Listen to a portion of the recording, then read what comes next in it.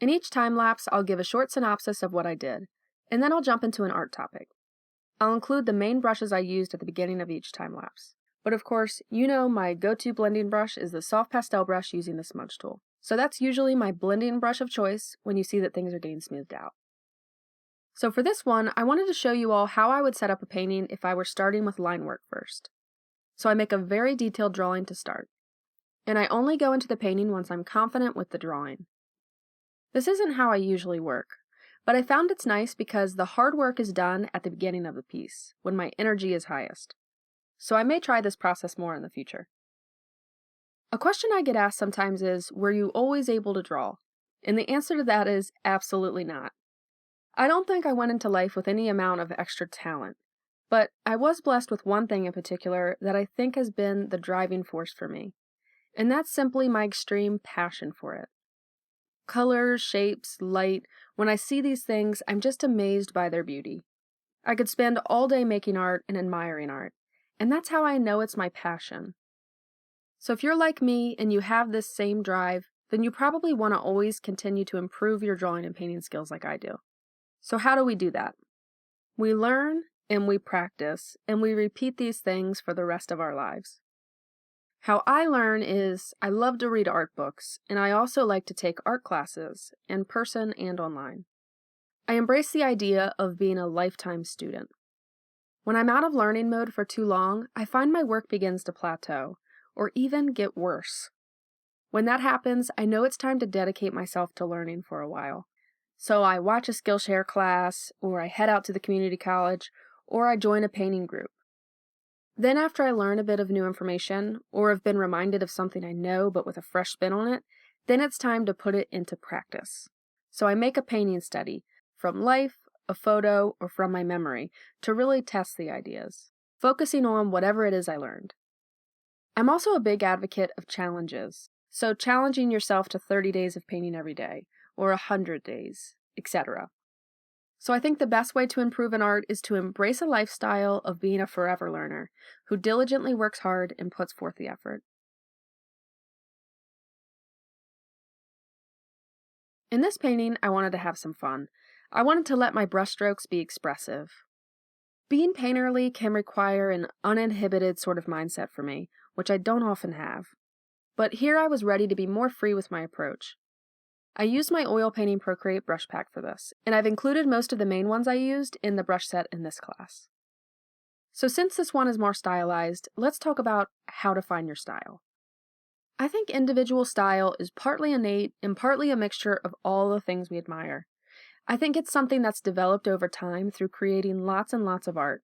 You can nurture the style you want by copying those you consider to be masters. Those whose works you already love and are, quote-unquote, goals. So say you want to learn how to draw characters, and there's an artist who makes amazing character sketches. Copy one of their designs. Keep it just for yourself, though, and don't share it online or take credit for it. With just that experience alone, you will have gained some essential skills, and you'll be beginning to develop a style that you like. Then copy another person whose works you love, and really investigate to discover what it is you love so much about it. Then branch off, and try to do something without looking at anyone's work. You'll see some of the techniques seep in, but you'll notice they are unique to you, with your own spin on it, because they were done by your hand with your unique perspective added. You actually can't copyright style, but I'm personally not for copying other people's styles and claiming them as yours. But I am for keeping yourself surrounded by amazing art that keeps you inspired and drives you to be a better artist. Once you begin to develop a style and people start responding positively to it, don't feel like you have to stay boxed in. Continue to express yourself and expand on what you can do. For me, personally, this is more fulfilling, since I love painting portraits, but I also love sketching characters, and one day I want to learn how to paint florals. I would feel too boxed in if I was only allowed to pick one of these styles and only produce work in that same vein for the rest of my life. So if you're the same, don't stifle your creativity. But for others, it may be more fulfilling to remain in one style of work and build up a body of work that's consistent and cohesive. I know I love looking at Instagram feeds like this. So point is, do what makes you happiest. And know that your style, or different styles, will develop with time. So I love the look of alla prima oil paintings, and I love the abstract type of backgrounds you often see in those. So channeling that style of brushwork, I made some messy, textured backgrounds. And then I thought maybe she'd look cool on this background instead. So I popped her in here. And I liked how it added to the painterly vibe.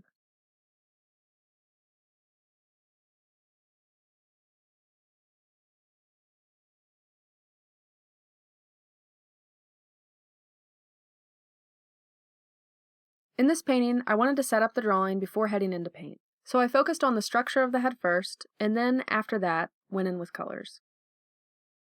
Now let's talk about staying inspired and motivated. When I'm not feeling inspired, it helps me to look at subjects that make me excited to paint. For me, it's certain color combinations, like I love pinks and greens. I also like to look at some of my favorite themes, like mermaid art or elves or fantasy art. I don't know why, but that stuff just inspires me. Or sometimes I just like to check out concept art. That always inspires me. Keeping my Instagram feed full of amazing artists always keeps me inspired to create. So make sure you're following people who make art you love. Sometimes, though, I just can't get past the uninspired hump, and that's okay. In those times, spend time with family and friends, and spend time on the other joys in your life. What helps me stay motivated is the dream of being a better artist, and making something that I love. And also, remembering my long-term painting goals. That always helps me too.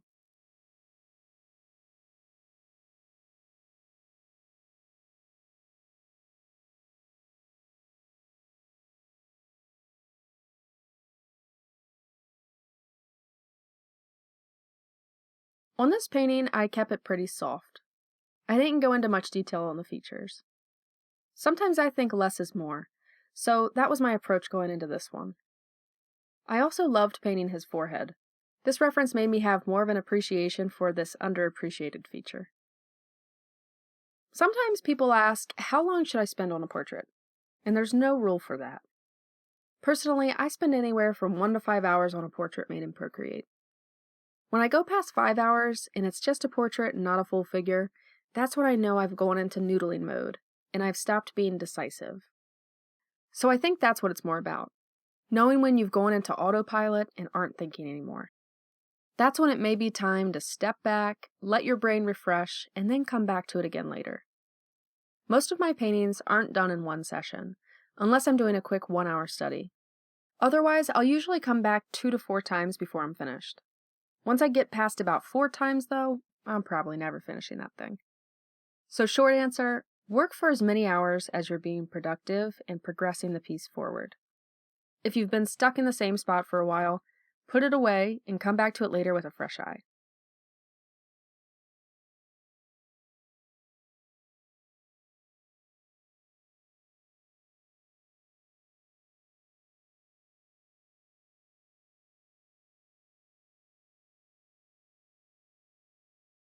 With this reference, I really liked the model's sweet expression. I don't think I quite captured it in the end, but I had fun painting this one, and I learned that I like painting with my Willow charcoal large brush. Because it's one size, it forced me to not jump into details too quickly. So since I'm not super happy with how this painting turned out, and it didn't quite meet my expectations for what I wanted it to be, let's talk about when you feel like you'll never be good enough. I've always loved drawing, but when I first started taking drawing more seriously as a teen, sometimes I would get super frustrated with myself because I wasn't drawing as well as I wanted to be.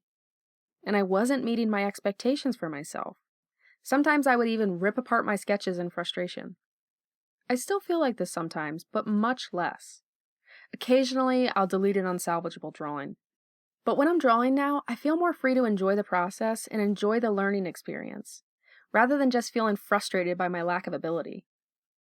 I think that this is something that comes with time and age as an artist.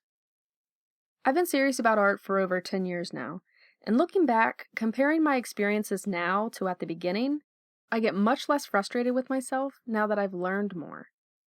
This is why learning is so key. Not only will it make you a better artist, but it will also make the experience more fun. So if you're in the frustration phase of learning, know that with time and effort, it'll get easier and more enjoyable.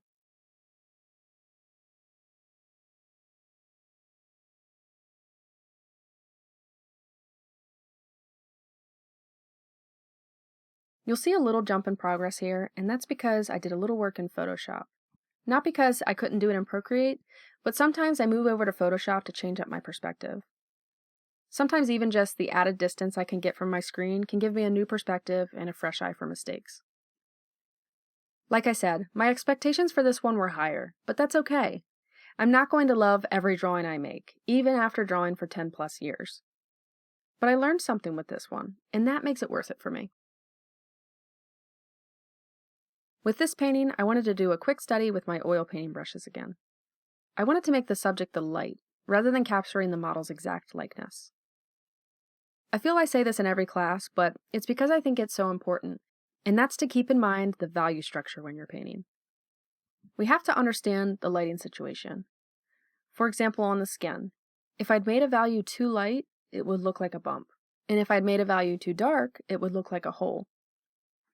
We have to keep the values in proper relationship with one another. Squinting is one of the best ways to do this. It helps to group the lights and the darks. What's in the light needs to belong to the light, and what's in the shadow needs to belong to the shadow. And if when we squint, say a value pops out as too light on the shadow side, then we know it may be a misplaced value. Painting forms under one direct light source will help in learning this. They sell these forms on Amazon. In art class, I always thought these little form drawings were so boring and pointless, but I was really wrong. If I don't know how to properly shade something simple like a ball, then how will I ever know how to shade the tip of the nose? Direct lighting scenarios like this are really fun and satisfying to draw, because the shadow shapes are dark and defined. So try to find references like this if you can, since they're great for practice but also really fun to draw.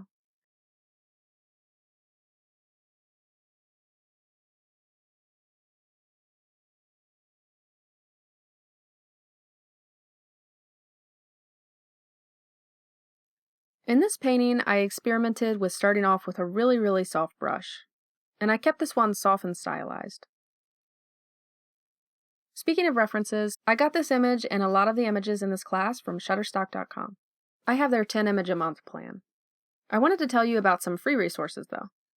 I'm so thankful for all the generous photographers and models out there that share with us. I found great free resource photos from Pixabay.com, Unsplash.com, and Pexels.com. All of these are sites that allow use of the images, even for commercial purposes. I'm trying to get more in the habit of this, just to avoid any copyright issues. I've also drawn from models, and in those cases, I like to either tag the model or link to the original photo. Sometimes I'll also reference celebrity red carpet looks, but I try to use those references loosely and make it more of a creative piece. What's on my personal to-do list, and maybe it could be on yours too, is to take a photography course, so that I can learn how to take my own portrait references. If we do that, then it can be our own personal vision from start to finish.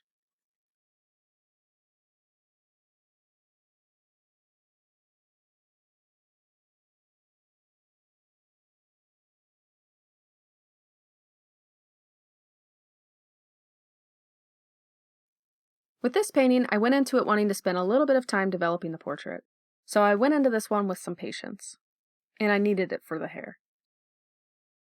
So some of you may have joined this class because you love making portraits for fun, but you may be someone who's a professional or maybe wanting to become a professional one day. Being able to draw portraits can be a very valuable skill, and it opens up a lot of opportunities for the working artist. One thing you can do is take on portrait commissions. Many people want pictures of their loved ones, so I've found that there's always a market for this. If you're wondering how to price your pieces, see what people of a similar skill level are charging. But also, don't sell your work too cheap. If you do, it'll end up not being worth it for your time.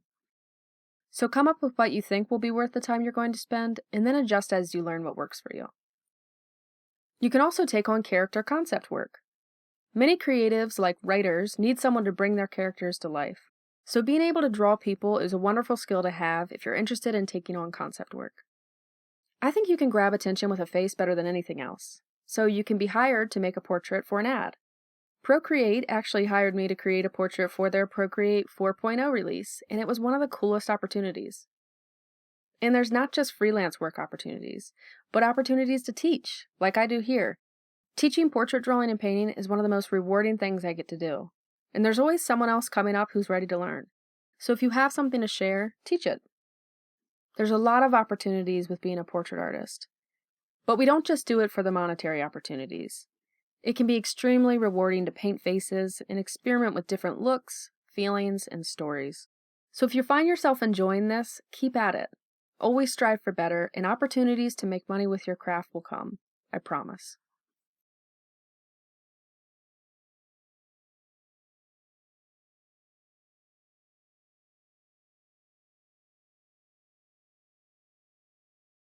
For this final demo, I picked this reference because I loved how you could really see the forms of her face.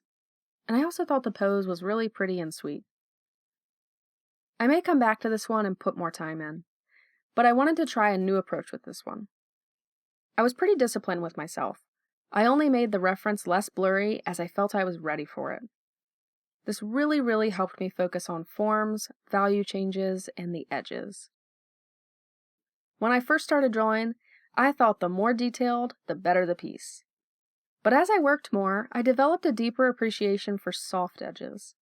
Now I believe softness is very much a part of my style and the look of a lot of my pieces. So I encourage you to experiment too. Try something that's a little different from what you would normally do, because you may find something you like even better.